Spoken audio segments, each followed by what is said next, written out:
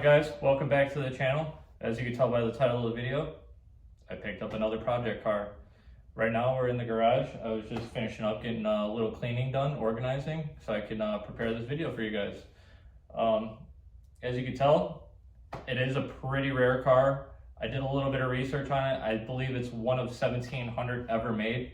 So I'm going to go a little more over the details as we go through the car and as I show you everything that I have for it in the garage. So I'm going to show you guys the car. I just finished washing it up, and we'll come back in here after I go over everything and show you guys what I got for it and what the plans are pretty much. So without keeping you guys too much longer, let's take a look at it.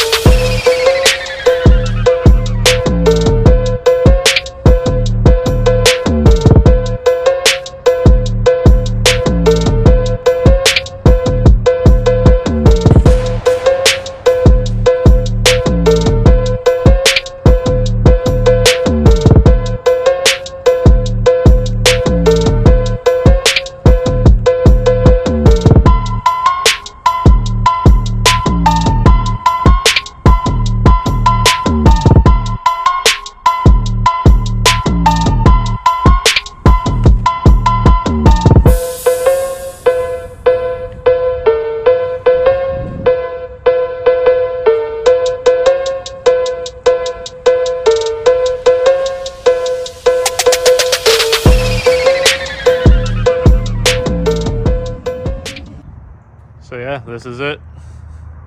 1997 Eagle Talon Tsi all-wheel drive.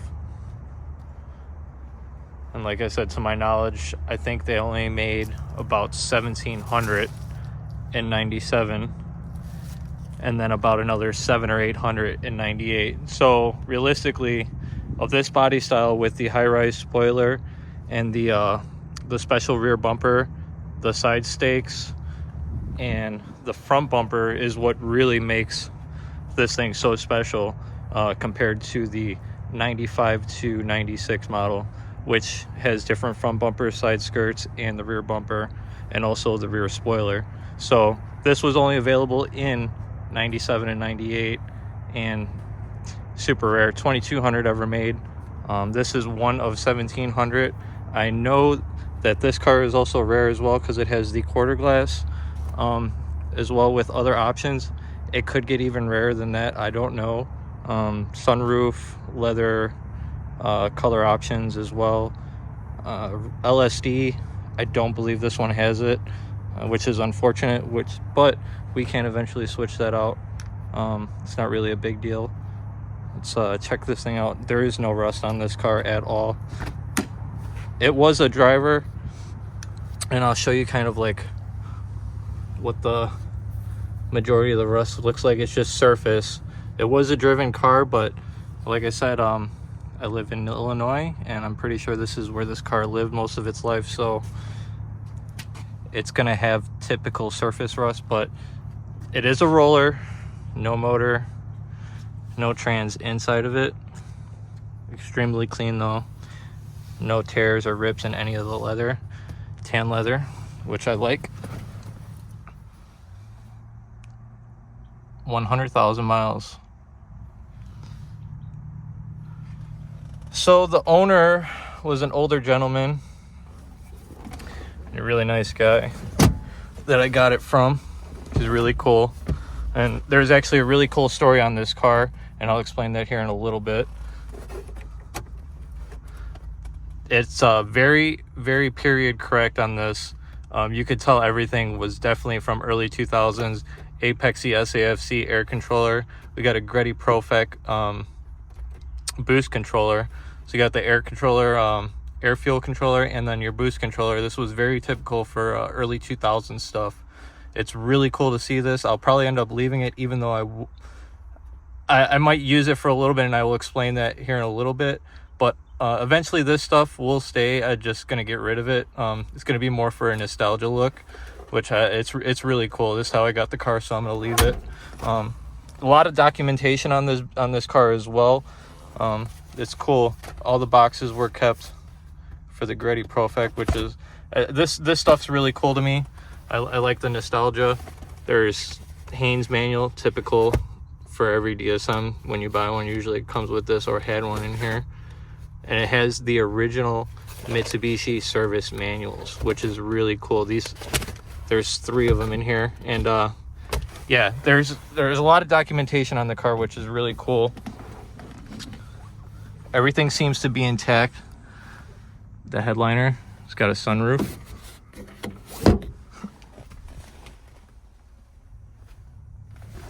There's typical stuff back here. I was poking around and I actually thought it was really cool. I probably won't use these, unfortunately. I'm not really a fan of that. But I seen these and I really like that. Go to put back most of the interior stuff like this is really cool. I don't have to try to source this from a junkyard or anything like that. So finding stuff like this to put the interior and piece it back together is really a big plus for me. So I'm gonna show you guys underneath the hood. Not really much left to see in here. And clean all this up. Like I said, I haven't done anything to this car since I bought it. I literally purchased it and brought it home on a trailer and put it literally in the garage till about now. This is the first time I've brought it out and washed it or really done anything with it. Let me show you back here. Actually,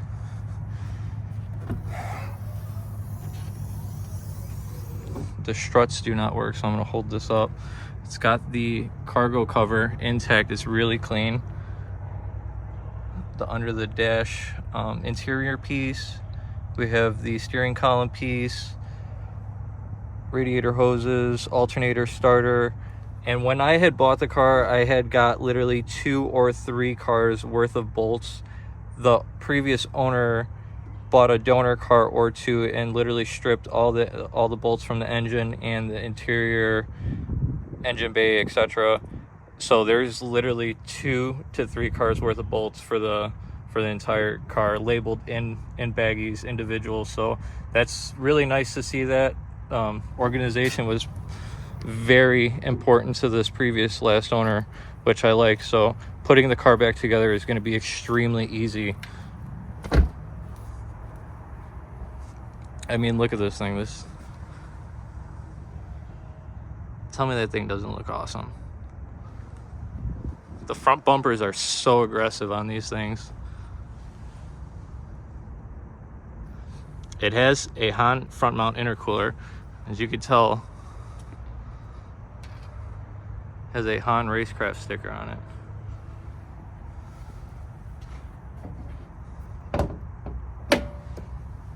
Get this up here 1 second.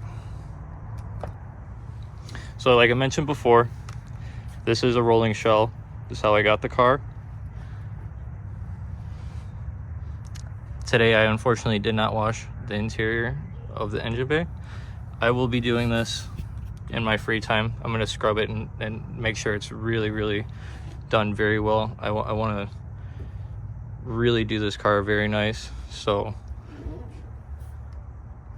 like I said, this is a Hahn front mount intercooler down here with the piping, original piping. So that's really cool to see. Comes back up through here, and it's a double sided on one side intercooler. So I'm really curious to see how this works. All my other DSMs have been double-sided back door, so one coming off this side and one coming straight off this side. I've never had one on the same side. I've never had one on the same side, so I'm curious to see how that works as far as spool or response. I know those intercooler pipes are a little bit smaller, so like I said, everything on this car is period correct, what I'm about to show you in the garage. So like I said, the build is from early 2000s. With that being said, I do want to clean this up and make it real nice, and I'll definitely keep you guys updated on the build as we go along and do this. Everything is going to be completely documented on this thing. So AC, power steering still, so we're going to keep all that stuff. Mostly on these cars, they're really rusted. This doesn't have insane amount. It's just starting to bubble, so this is going to eventually get addressed maybe after this year is over with. I do want to put the car together and get it to DSM Shootout. That is my main goal with this car this year. I want to bring this out to DSM Shootout and kind of show this car off, especially after we build the car and document everything here. So it'd be really cool to drive the car out there and show everybody. Basically this car's been sitting in a warehouse for years, so it's really cool to see these cars. They're hard to find. But we're gonna go in the garage and I'm gonna show you guys all the stuff we have for this car. It is really cool. All right guys, got the Talon pulled back into the garage, and right now we're gonna actually go over some of these parts that I got with the car and all the extra goodies. So before we jump into the performance parts, I do want to mention we do have about 2 cars worth that I was given of parts that are scattered now throughout the garage that I put everything away. But this is the majority of the stuff for the engine to put back together. So this whole tow bin's like timing covers, all those water pipes, all that good stuff. So everything in there to put that back together mostly is going to be in there. And I do want to mention I have the numbers matching trans for it and the numbers matching block, numbers matching head. So everything is going to be original to the car. Here we have a bunch of miscellaneous heads, extra heads, all DSM parts here scattered throughout the garage. So there's going to be plenty of stuff to put this car back together. I also did want to mention I acquired a extra engine and a auto transmission, rear diff, and T-case with the car. So it did technically come with 2 engines. I disassembled the one head off the other engine because it did snap the timing belt. I did check and the bottom end still looks good. So basically we have a spare motor if we need 7 bolts. So yeah, those are all the extra parts that I did get. So let's go over the actual setup that we're going to be using for the car. The setup that we're going to be using is like I had mentioned, the stock 7-bolt motor. It is standard bore. The reason I was told that the guy took it apart was it was blowing the dipstick out of the tube. So I don't think that's anything to be concerned about. So me and my brother are actually in the next video going to slap this together. Not really slap, but we're going to take our time to put it together.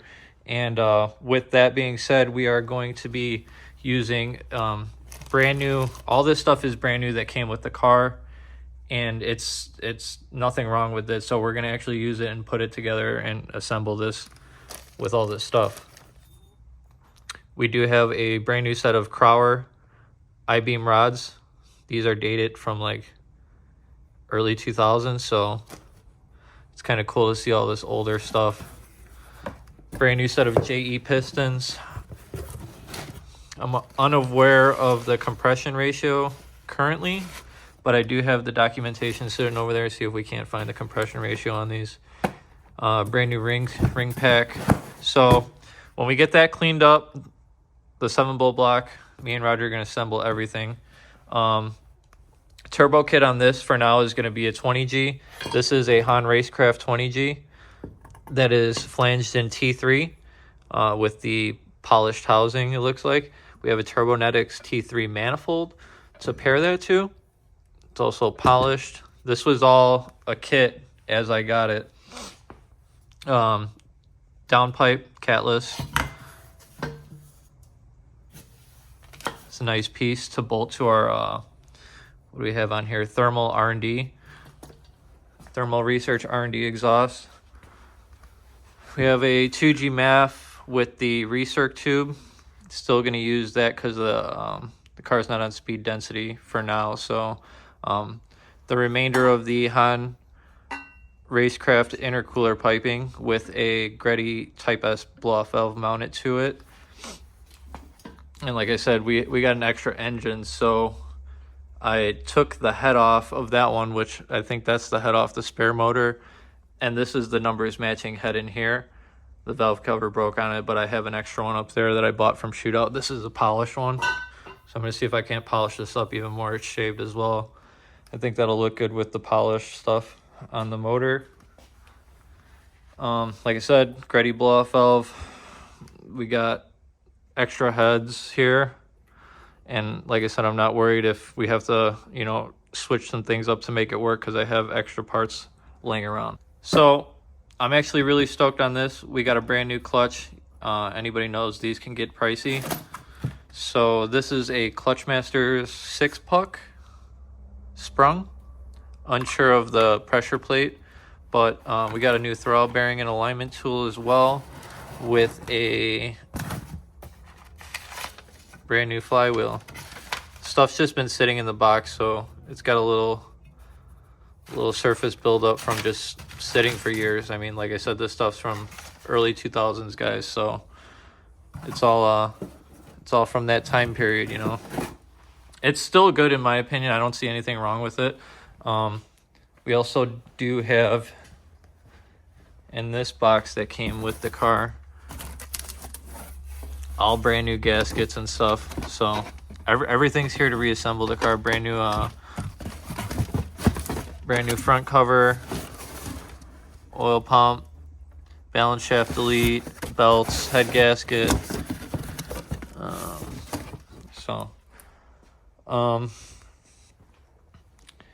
Yeah, so we also have the dry shaft here.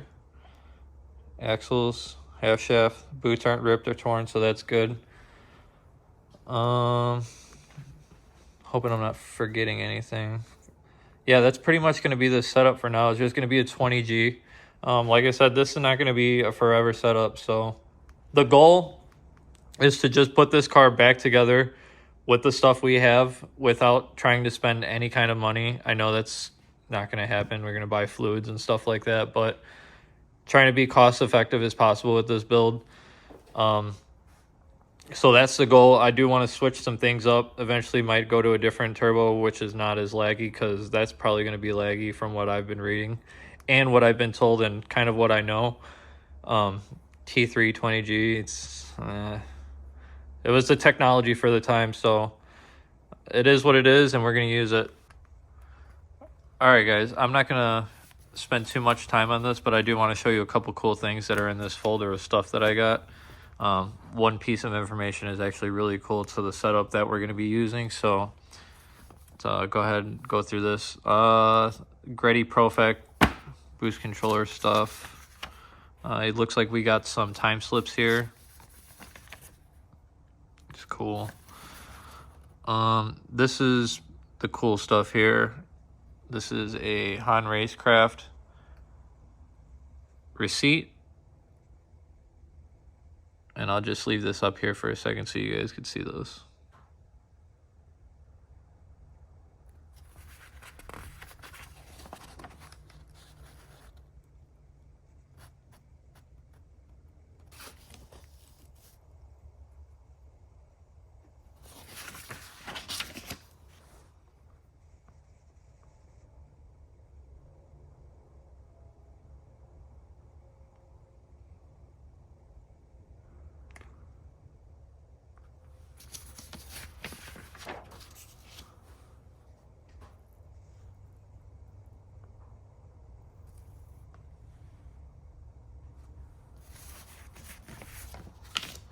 Now this is the cool piece of information that I wanted to share with you guys.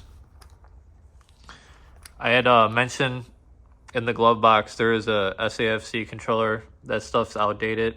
I understand that. I've kind of been moved on past that. We have DSM Link now and other standalone ECUs, but at the time this is what they were using. So with this 20G kit that was offered and this gentleman purchased for his car, Hahn Racecraft also provided a SAFC data chart where you can basically just enter these values into your SAFC.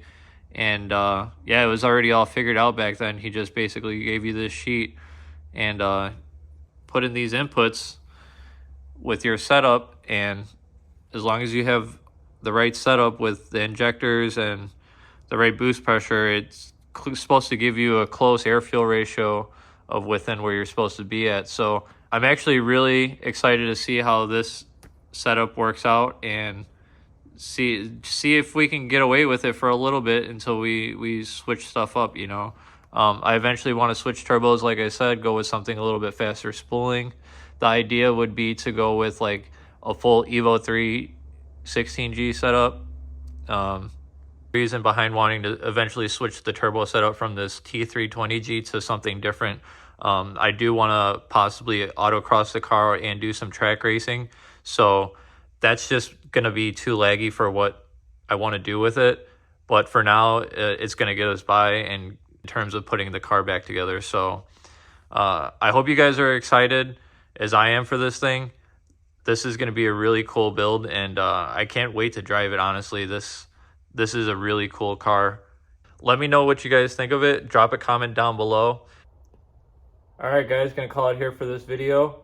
Thanks for watching, and stay tuned for more content. See you in the next one.